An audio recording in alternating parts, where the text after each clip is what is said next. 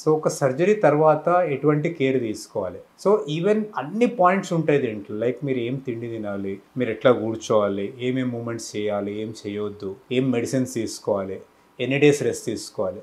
So ఒక protocol అనేది అందరికి ఉండదు. ఎందుకంటే అన్ని సర్జరీస్ డిఫరెంట్ అండి.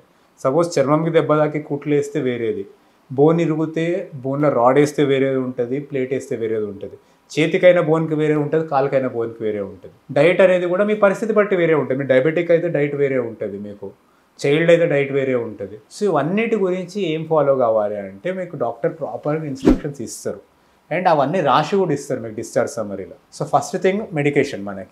మెడికేషన్ ఏంది అనేది దిర్ ఆర్ ఫ్యూ థింగ్స్. ఒకటి యాంటీబయాటిక్స్ అంటారు. అంటే ఏ సర్జరీ చేసినా కూడా మనకి ఓపెన్ చేస్తాం మనం. సో ఆ ఓపెన్ చేసిన దాంట్లో మనకి ఇన్ఫెక్షన్ అయ్యే ఛాన్స్ ఉంటుంది, అంటే బ్యాక్టీరియా బయట నుంచి వెళ్ళగలుగుతుంది. సో ఆ బ్యాక్టీరియా రాకుండా యాంటీబయాటిక్స్ ఇస్తారు. ఎన్ని డేస్ యాంటీబయాటిక్స్ ఇవ్వాలి అనేది ఎంత పెద్ద సర్జరీ అని ఉంటుంది. కొన్ని వెరీ మినిమల్లీ ఇన్వేజివ్ సర్జరీస్ ఏమైతే అంటే జస్ట్ 1 డోస్ యాంటీబయాటిక్ ఇచ్చినా సరిపోతుంది. కానీ కొన్ని సర్జరీస్ మేజర్గా ఎక్స్పోజర్ ఉన్నాయి, మనకి ఇన్ఫెక్షన్ అయ్యే రిస్క్ ఎక్కువ ఉన్న వాటికి కొంచెం ప్రొలాంగ్ కోర్స్ ఇవ్వాల్సి వస్తుంది. సో యాంటీబయాటిక్స్ ఒకటి. Next pain management. మనకి ఏ సర్జరీ చేసినా సర్జికల్ పెయిన్ ఉంటుంది.